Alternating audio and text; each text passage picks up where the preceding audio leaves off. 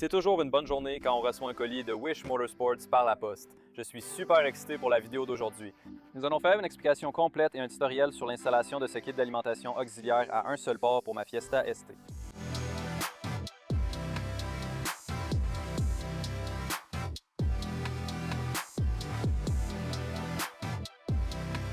Comme beaucoup d'entre vous le savent peut-être, essayez de trouver un guide détaillé.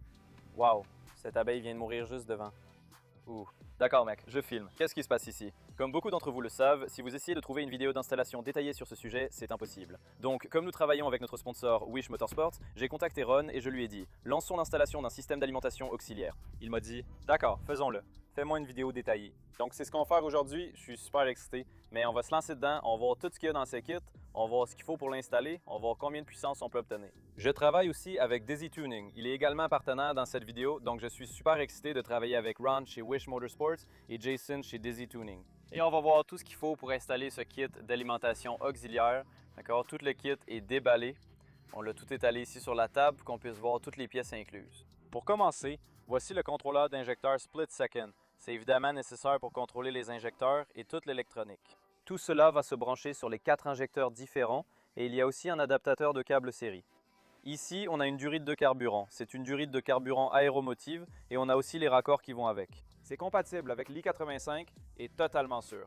On a la plaque d'injecteur usinée CNC de Wish Motorsports. Ça a vraiment une super allure. C'est anodisé dur noir. Et bien sûr, ça vient avec l'injecteur qui va avec. Et ça, juste ici, c'est l'injecteur Detroit. Injecteur de 65 livres par heure, conçu pour aller jusqu'à 350 à 375 chevaux au roue. Il y a aussi une option d'injecteur de 90 livres par heure pour les applications dépassant les 400 chevaux au roue. Nous avons également les 4 vis plus longues qui vont remplacer les vis d'origine sur le corps de papillon d'origine. Ensuite, nous avons le raccord rapide aéromotive pour la ligne de carburant, c'est du 5-side. Et ces petits raccords ici, je ne connais pas le terme exact, mais ils vont nous permettre de raccorder les fils avec les injecteurs d'origine. Voilà, c'est tout. Il y a environ 9 éléments au total dont nous aurons besoin et nous allons commencer tout de suite. Avec un peu de chance, Jason viendra nous aider très bientôt. Il a déjà installé ses pièces et c'est un expert dans le domaine. Donc on va essayer d'obtenir quelques-uns de ses conseils pour l'installation. Comme ça, je pourrais faire ça correctement. Pour l'instant, on va commencer à assembler quelques éléments ici avant de les mettre dans la voiture. On a donc quelques éléments à assembler rapidement ici sur la table. Alors commençons à tout brancher ensemble. Je vais vous montrer comment on procède.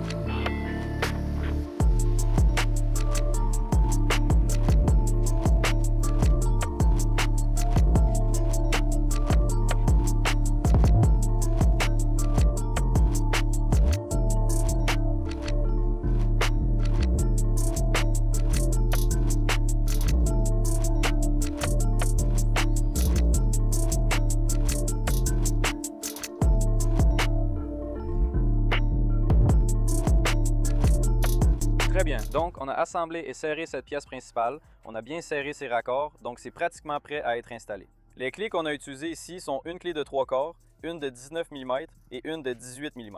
Jusqu'à présent, ce sont les seuls outils qu'on a utilisés. Avec la clé Allen que je vous ai montré pour retirer cette pièce, installer l'injecteur, puis la resserrer. C'est un peu serré, donc il faut vraiment y aller doucement et bien l'ajuster. Assurez-vous de ne pas endommager les joints toriques qui se trouvent à l'intérieur. Tout est bien en place, donc passons à l'étape suivante. D'accord, l'étape suivante consiste à dépressuriser le système de carburant. Pour cela, on va aller dans la boîte à gants côté passager, il y a le fusible R13. Ouvrez votre boîte à gants. Appuyez sur les 2 languettes de la boîte à gants pour la faire descendre. Toutes vos affaires vont probablement tomber.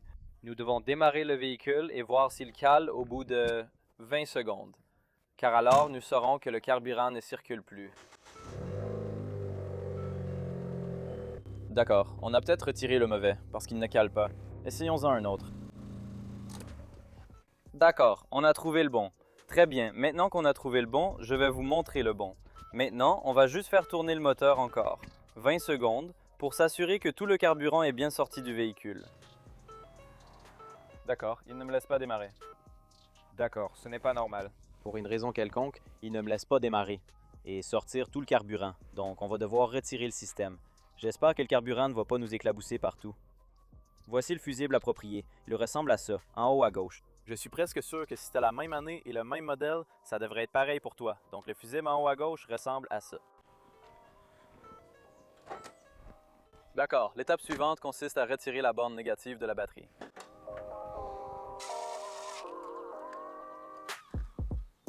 Très bien, l'étape suivante consiste à lever la voiture avec un cric. Et on va passer en dessous, on va retirer le conduit de suralimentation, c'est une clé de 7 mm. Vous voulez déconnecter ce raccord juste ici sur le conduit de suralimentation?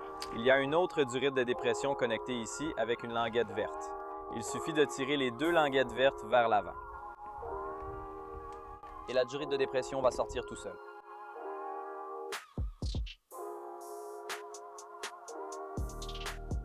Il y a un raccord de dépression juste ici, directement sur le corps de papillon. Il suffit d'appuyer en haut et en bas et de l'enlever. Ça va simplement glisser et sortir. Ça ressemble exactement à ça. Ensuite, on va desserrer le dernier collier en haut du conduit de suralimentation. C'est encore du 7 mm. On va le faire avec une clé à cliquet. Ça demande un peu de manipulation, mais une fois que tu l'as bien positionné, tu devrais pouvoir simplement le retirer. Voilà, comme ça, parfait. Ensuite, on va retirer le corps de papillon. Il y a 4 vis torx T30 qui le maintiennent en place. Donc, on va prendre une rallonge super longue, un cliquet 3/8 avec un cardan au bout et une douille T30. Et on va essayer de retirer le corps de papillon par en dessous. Montez tout en haut pour que tu puisses voir. Il y en a un que j'ai déjà desserré. Il y en a un là et il y en a un autre juste à sa droite. Comme tu peux le voir juste là. Et puis il y en a encore deux parallèles de l'autre côté. Sors ce truc. Bam, comme ça, ok, on a un connecteur jaune que tu peux peut-être voir juste là. Il faut juste débrancher ça du corps de papillon d'abord. Ça me rappelle le bon vieux temps. Quand j'ai acheté ce truc, j'ai dû remplacer le corps de papillon dans le cadre de l'entretien. Et regarde comme c'est propre. Ce côté est peut-être un peu plus sale, mais non, c'est toujours propre. Regarde-moi ça. Franchement, après 16 000 km, toujours pas de dépôt de carbone, cette machine est vraiment au top, tu vois. Il est donc temps de réinstaller le corps de papillon avec le composant principal ici, avec l'injecteur et l'entretoise du corps de papillon. Donc on va mettre ça là-dessus.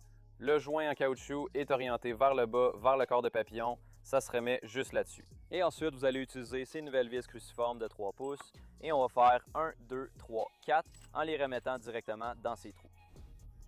D'accord, donc c'est complètement installé, bien serré.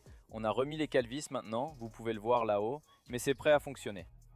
Pris en sandwich entre le corps de papillon, juste là, la conduite rigide, puis la durite AN arrive ici, juste à partir d'ici. Et ça va se glisser sous cette admission ici, et ça va aller dans la rampe d'injection juste en dessous. Donc on va retirer cette admission, cette durite en silicone.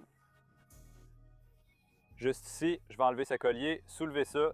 J'ai retiré cette pièce ici pour cette durite de dépression juste là. Il suffit d'enlever ce clip, de le mettre de côté, et maintenant on va retirer ça pour dégager l'accès. Et ensuite, je vais vous montrer quoi faire après.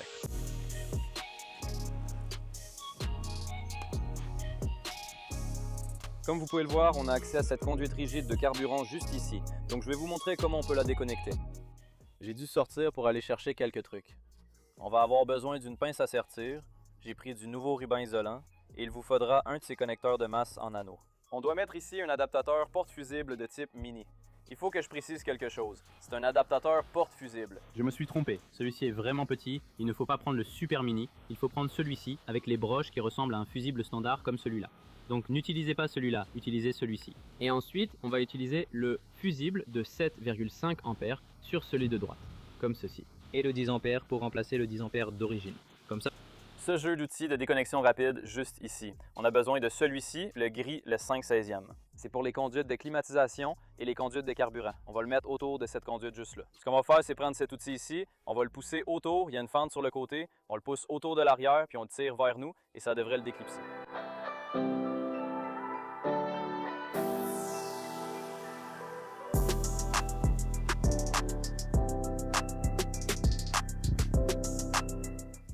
Voilà, tout est branché. On a le raccord AN qui vient du corps de papillon. Il passe sous l'admission ici. Puis, on va éclaircir un peu tout ça. Ça descend directement dans la durée de souple. Ça va dans le nouvel embout juste là. Puis, ça rejoint notre conduite rigide déjà en place juste ici. Et ça va aussi dans la rampe d'injection. Donc, tout ça, c'est terminé. Maintenant, on va redescendre en dessous. On va réinstaller la durée de suralimentation. On va tout remonter. Ensuite, on va refermer cette admission ici. On la remonte, on rebranche tout ce qu'on a débranché et en gros, on fait tout dans l'ordre inverse puis on continue à partir de là. D'accord, donc tout le matériel physique est remonté. Maintenant, on va passer à l'électrique et on va installer le contrôleur d'injecteur split second, donc on va mettre ça en place. Très bien, donc ce qu'on a ici, c'est que le faisceau du contrôleur split second se divise en deux sections différentes. Donc la section qu'on a ici va aller vers votre injecteur. Ce kit est pour une alimentation auxiliaire à un seul injecteur ou à 4 injecteurs. Donc nous avons 4 prises d'injecteurs différentes. Nous n'allons en utiliser qu'une seule. Je vais probablement utiliser celle qui est la plus proche. Ensuite, je vais attacher les autres avec du ruban isolant. Au cas où, à l'avenir, je voudrais passer à une alimentation auxiliaire à 4 injecteurs. Ensuite, nous avons ici les fils de commande qui vont être branchés près des bougies d'allumage ou des bobines d'allumage. Donc ces 4 fils jaunes vont être raccordés à ces fils-là. Je vais vous montrer ça dans une minute. Et puis on a ce fil d'alimentation rouge juste ici pour lequel on va utiliser ce porte-fusible ici. Donc ça va aller là. Ensuite, on a ce fil vert qui va être accordé au capteur MAP et je vais vous montrer ça. Et ensuite, on a le fil noir qui est la masse et le fil de masse va être relié à la masse. On va juste enlever un boulon, sertir ça dessus et le mettre à la masse. Donc ce n'est vraiment pas compliqué. Mais je pense que ce qu'on va faire maintenant, c'est que ceux-ci sont déjà dénudés à l'extrémité. Donc on enlève juste cette partie-là et ensuite on a le fil nu pour pouvoir travailler dessus comme vous pouvez le voir. Donc on va fixer ça juste ici puis on va raccorder le boîtier à fusible ici. Je pense qu'on va installer ça et ensuite on continuera à partir de là.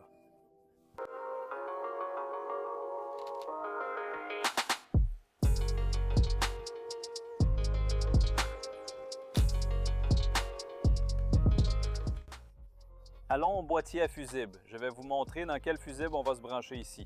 Ce 10 A juste là. Donc on va retirer ce 10 A. On va utiliser l'adaptateur de fusible, on va l'insérer dans le porte-fusible additionnel. Je vais vous montrer ce qu'on fait et ça servira pour l'allumage afin de l'activer.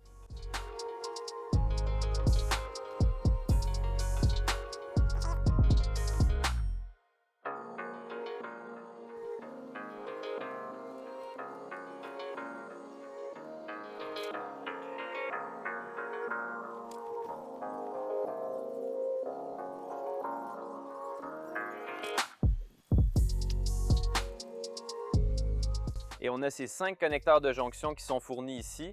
Ce sont des connecteurs de jonction à torsadés. La partie grise, c'est celle qui va sur votre voiture. Et puis en haut ici, c'est la partie qui va s'ajouter au nouveau circuit. Je vais vous montrer comment ça fonctionne. Donc on va sortir d'ici et ensuite au-dessus de ces bobines d'allumage, juste ici, là où on est connecté. Le fil sur lequel on va se raccorder est celui qui est le plus proche de l'arrière du véhicule. Donc ce serait celui-ci, juste là, le plus proche de l'arrière du véhicule. Et ça va être la même chose pour celui-ci, celui-ci, celui-ci et celui-ci, les 4. Et puis ici, pour votre capteur MAP, on va faire exactement la même chose.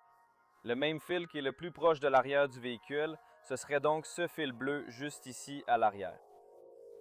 Donc on va raccorder tous ces fils à ces 5-là.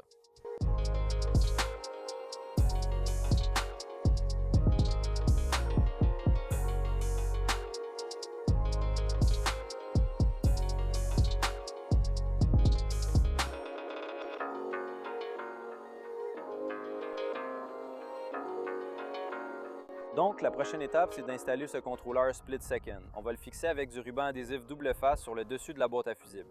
Je vais vous montrer comment faire.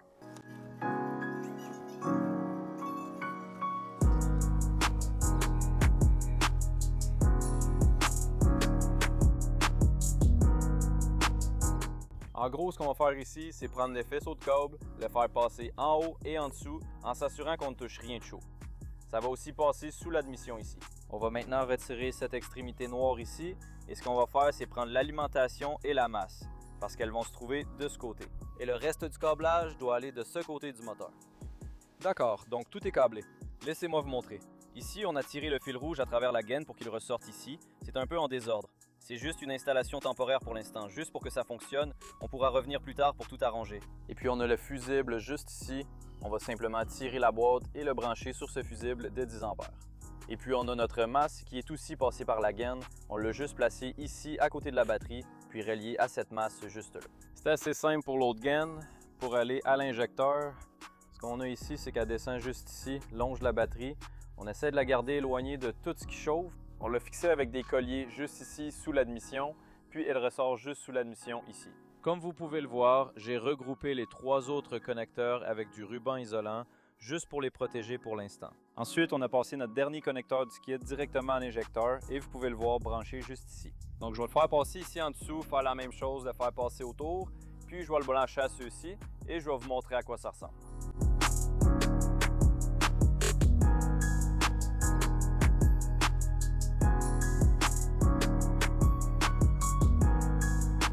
Voilà, tout le câblage est à peu près terminé. Donc ce qu'on a fait ici, c'est qu'on a repris la gaine à partir d'ici, on l'a enroulé en dessous et on a enroulé un peu de mou juste là-dessus. Propre et bien rangé. Ensuite, on l'a fait remonter ici le long de ce faisceau existant, juste là. On va remonter sur chacun et le raccorder à ses manchons à sertir. Ça fait vraiment propre et puis on a ça. Je comptais passer par ici, mais j'avais pas assez de mou, donc j'ai juste passé par là. Ce PVC ne chauffe pas trop en passant juste ici. Je l'ai juste attaché avec un collier ici, fixé à ce petit fil pour que ce soit bien propre, puis je l'ai branché à ce manchon à sertir juste là. Donc c'est à peu près tout pour le câblage, tout est branché maintenant. À partir d'ici, le câblage est terminé, la plaque du corps de papillon est installée, l'injecteur sur cette plaque est entièrement câblé et connecté. On doit brancher ce fusible et ensuite on va passer à la programmation et au réglage. Alors allons-y. Nous avons Jason de Dizzy Tuning au téléphone avec nous ici pour répondre à quelques questions que nous pourrions avoir sur ce port auxiliaire unique. Et on va s'y mettre tout de suite. Alors Jason, merci d'être avec moi. Je t'en suis vraiment reconnaissant. Alors j'ai quelques questions et je pense que c'est une question que beaucoup de gens vont se poser. Tout d'abord, quelle est la puissance maximale que l'on peut atteindre avec le kit d'alimentation en carburant auxiliaire à un seul port? Sur le turbo hybride? Et ensuite, quelle est la puissance maximale que l'on peut atteindre avec une configuration de gros turbo? Bien sûr. En commençant par les turbos hybrides, je suppose qu'on pourrait simplement parler de la puissance en général, quel que soit le carburant. C'est quelle est la puissance maximale que le turbo peut fournir? Les turbos hybrides, généralement, je pense qu'il y a peut-être une petite idée reçue à propos de ces 300 chevaux. Je pense que c'est à peu près la limite extrême du turbo hybride. Ça, c'est simplement à cause du petit compresseur et du petit carter de turbine. Ce sont les carters d'origine qui sont très petits et ils n'offrent tout simplement pas assez de débit. Donc je pense qu'environ 300-320 chevaux, c'est à peu près le maximum sur un turbo hybride. En général, je vois 70-80 sur du carburant standard. Un bon carburant standard donne 290, 310 peut-être, 320. Pour dépasser les 300 chevaux, il faudra utiliser une alimentation auxiliaire à l'éthanol. Donc si on peut s'approcher des 300 avec ton système d'alimentation d'origine, alors le kit de carburant auxiliaire pourrait t'aider à obtenir ces 10 à 20 chevaux supplémentaires. C'est en considérant que le turbo fonctionne toujours bien, que la température et tout le reste réagissent bien. Turbo Fluo SQ 80, le turbo que je recommande tout le temps. Ça sort facilement entre 330 et 350 chevaux et 360 est assez courant. 300 avec de l'essence ordinaire, 350, 360. Laissez-moi répéter ça. 300 sans plomb, 350 à 360 avec un mélange d'éthanol. C'est encore assez standard, tout ce qui dépasse 300, le système d'alimentation d'origine atteint ses limites. Ensuite on passe aux garettes, comme les 28, les 28-60, les 28-67. Ceux-là vont vous amener dans la plage des 380, 400, 450. Mais encore une fois, il faudra aussi un système d'alimentation auxiliaire pour ça. D'accord, tout ce qui dépasse 300, tu auras besoin de l'alimentation auxiliaire. Je comprends, ouais. Donc les gars, ça va que mes rêves ont été un peu brisés aujourd'hui. On ne peut pas atteindre les 350 avec notre hybride, mais on va essayer de mettre ça en place, on va obtenir la puissance qu'on veut, on va atteindre ce chiffre de 300. On était quelque part entre 250 et 275, donc on pourra atteindre ces 300 chevaux. J'espère qu'à la fin de tout ça, et on va finir de mettre ce truc en place. Donc une autre question concernant la configuration. Une fois que tout le matériel est installé, quelle serait la prochaine étape, ou les prochaines étapes, je suppose? En gros, jusqu'au moment où on pourra enfin mettre ce truc sur la route, l'équiper avec le kit auxiliaire et être prêt à commencer à sortir de la vraie puissance. Oui, donc en général, ce que j'aime faire, c'est qu'après qu'un client ait installé son kit de carburant auxiliaire, évidemment, il a généralement déjà été réglé jusqu'à la limite où le système d'alimentation auxiliaire devient nécessaire. Donc ce que je leur demande, c'est d'installer le kit de carburant. En général, j'aime demander au client de m'envoyer le datalog avec la même cartographie ECU qu'il utilisait avant d'installer le kit. La raison pour laquelle je fais cela, c'est que je veux simplement m'assurer que l'ancien log et le log actuel se ressemblent exactement. Si je remarque un problème, comme une pression de suralimentation basse ou autre chose, je peux dire « Hé, tu sais, il faut qu'on règle ça avant de continuer ». Tant que tout a l'air correct, alors j'apporterai des modifications à la cartographie de l'ECU et on continue à partir de là. Il y aura deux cartographies à l'avenir, tu auras une cartographie BCU et une cartographie carburant. Je peux généralement tout expliquer en détail à un client s'il a besoin d'instructions sur la façon de programmer, de flasher le contrôleur et tout ça. Très bien, parfait. Donc j'espère que vous pouvez, vous savez, avoir une idée claire de la direction à prendre avec ce kit d'alimentation auxiliaire. Et ce que vous devrez faire si vous voulez suivre cette méthode pour atteindre la puissance maximale de votre turbo hybride. Donc je pense que la prochaine étape ici, c'est que je vais probablement passer en revue le processus avec Jason, puis tout ce que nous faisons, je vous le montrerai à la caméra et je vous indiquerai la marche à suivre. Donc on va passer directement à l'étape suivante et je vous retrouve là-bas. Donc l'étape suivante, on va prendre notre logiciel qui est ici sur le CD fourni avec. Je ne peux pas mettre ce CD dans mon ordinateur portable, donc on va monter à l'étage et l'installer sur mon ordinateur de bureau. On va le télécharger sur une clé USB. C'est assez simple, il suffit de faire glisser le fichier. Donc on l'a branché ici, on l'a ouverte, on a ouvert le fichier, on a fait comme ça, on est allé dans le logiciel AR4, juste ici, on a cliqué dessus, on a cliqué sur ce programme d'installation et on l'ouvre. Et voilà ce qu'on a obtenu jusqu'à présent. Comme ça, on va cliquer sur Suivant, on va cliquer sur Suivant, on va cliquer sur Suivant, on est préinstallé, clique sur Suivant. J'ai cliqué sur le contrôleur R4 et ça s'affiche. Tada! On va cliquer sur Fichier, Nouveau client, entrer le nom du fichier, client je suppose, Ford Fiesta dans les documents. D'accord, enregistrer. Ensuite, clique sur Fichier, Ouvrir un client. Clique sur Ford Fiesta. Ouvre. Ensuite, on va aller dans Options, Paramètres du système. Et là, tu dois cocher Tension sur celui-ci. Et ce contrôleur d'injecteur supplémentaire doit aussi être sélectionné. Ensuite, va dans Options, Paramètres du moteur. Et ensuite, assure-toi que c'est réglé sur 2 cylindres et 2 temps. Connectons-le et assurons-nous qu'il fonctionne correctement. Donc, on a ouvert le dessus et il est connecté ici avec le câble. Et je vais vous montrer un peu comment on peut vérifier s'il fonctionne correctement. Nous allons devoir brancher notre câble, le faire passer à l'intérieur de votre voiture. Voyons voir ici. Donc, une fois que tout est en place, c'est connecté avec votre câble dans le boîtier du contrôleur séparé. Pour le contrôleur Split Second, vous allez venir ici, vous allez ouvrir le fichier, ouvrez votre client, cliquez sur votre client, puis vous allez venir ici vous connecter à l'ECU. Vous allez passer par les communications, puis il y a un bouton de connexion juste ici. La plupart du temps, ce sera sur COM3 ici. Et ensuite, vous allez cliquer sur ce bouton de connexion ECU juste ici pour tenter de vous connecter. D'accord, en fait, vous allez devoir démarrer le moteur comme ça. Et ensuite, on va réessayer. Réessayer. Et ensuite, vous devriez être connecté sous COM3. Et une fois que vous êtes connecté ici, vous allez aller dans Temps réel. Vous allez aller sur Tout et vous devriez voir 1,6 volts et 0 tours par minute. Allumez la voiture. Vous devriez voir le régime moteur ici. Ce ne sera pas parfaitement identique, mais c'est autour de 580 environ. Et vous devriez voir environ 0,6 volts pendant que la voiture est allumée. Et puis si vous cliquez ici, ouvrez-la en plein écran. Ce sera probablement un peu décalé. Mais les tours par minute, comme vous pouvez le voir ici, j'ai mon indicateur de régime moteur sur mon Access Port. Et là, on est à environ 800 en ce moment.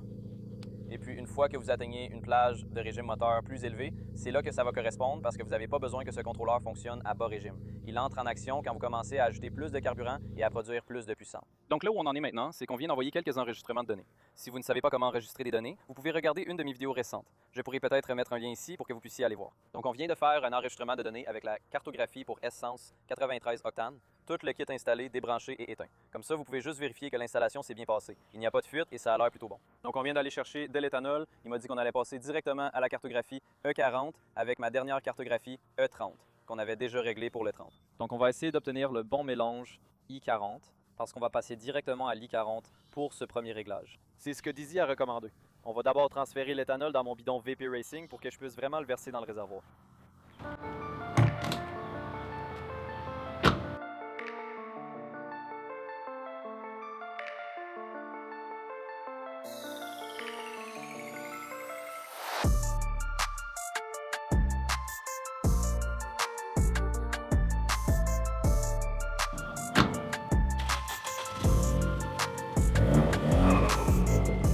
Arriver à cette station, mettre environ 55% avec de l'essence 93 octane, puis on va remplir le reste avec les 5 gallons de 98.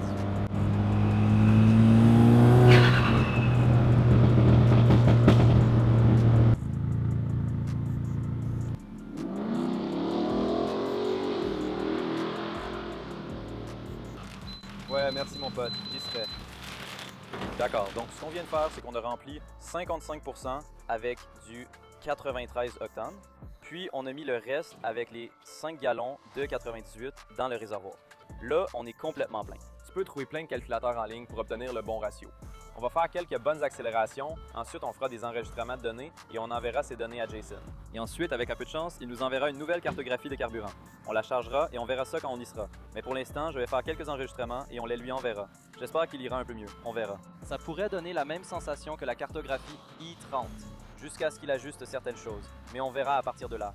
Bon, c'est quelques jours plus tard. On est prêt à flasher la première cartographie de carburant. Donc ce qu'on a fait ici, c'est qu'on a pris le câble qui a été fourni.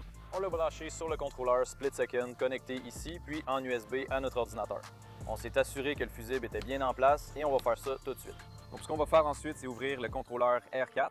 Je ne sais pas si vous pouvez voir ça. On va aussi charger notre cartographie de carburant de Dizzy. Il suffit de la télécharger à partir de l'email qu'il vous envoie. Une fois que c'est ouvert, on va aller dans Fichier, puis Ouvrir client, juste ici. Donc avant de se connecter à ce port COM, on va mettre le contact en mode accessoire.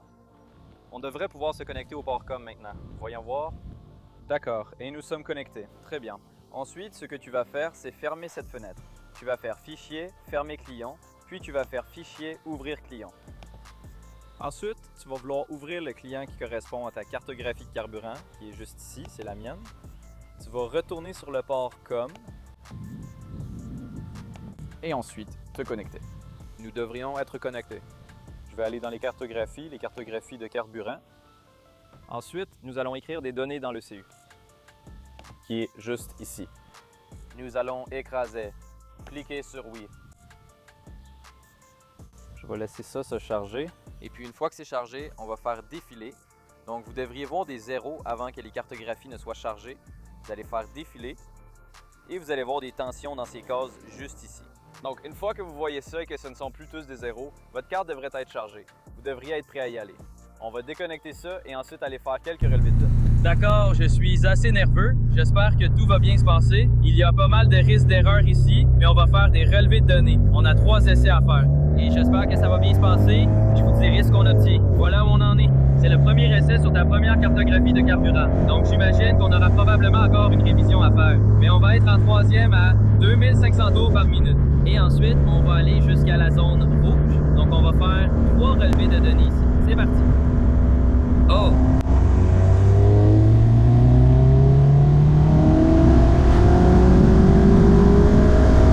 Ça n'a pas l'air d'avoir pris du coup. On a 250 chevaux et environ 280 livres-pieds de couple. Très bien. On revient avec une autre cartographie de l'ECU avec quelques ajustements sur la pression de suralimentation et aussi sur l'avance à l'allumage.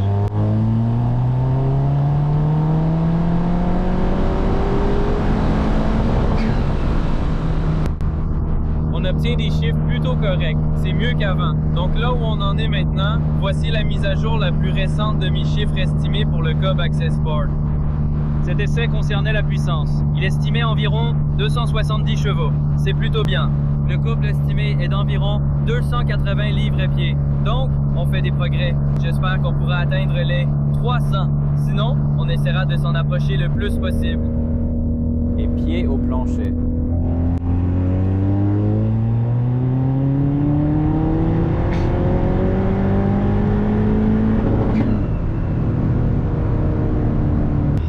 C'est vraiment bouleversant. Je ne sais pas ce qui se passe avec. ma voiture. On est à 265 chevaux. Genre quoi?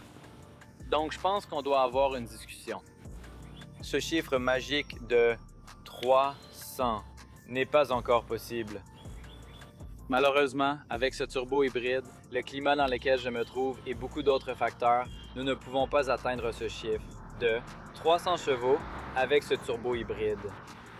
Cela ne veut pas dire que vous ne pourrez pas le faire, mais il est peu probable que vous puissiez atteindre. Les 300 chevaux avec un turbo hybride. Vous pouvez viser entre 260 et 275 chevaux, à peu près, avec le kit d'alimentation auxiliaire. Maintenant, j'ai parlé à mon préparateur, Dizzy. Nous avons échangé un moment et il m'a dit que ce turbo n'a tout simplement plus de souffle. Donc, la capacité maximale qu'il peut atteindre pour moi, c'est environ 270 chevaux et 270 livres-pieds de couple. Cela dit, je prévois effectivement de passer à un turbo plus gros, très probablement le turbo technique S280.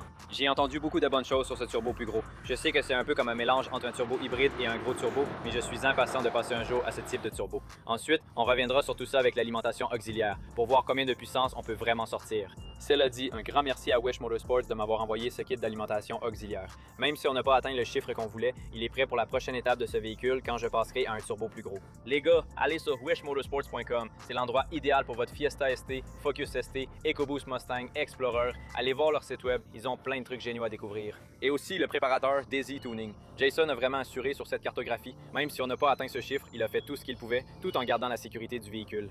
Voilà donc le bilan de la vidéo d'aujourd'hui. Si vous prévoyez d'installer le kit d'alimentation auxiliaire, j'espère que ce tutoriel vous a aidé. Et encore une fois, vous savez où aller pour obtenir le vôtre. N'oubliez pas de vous abonner pour plus de contenu sur la LS400 et la Fiesta. Merci d'avoir regardé, on se retrouve à la prochaine.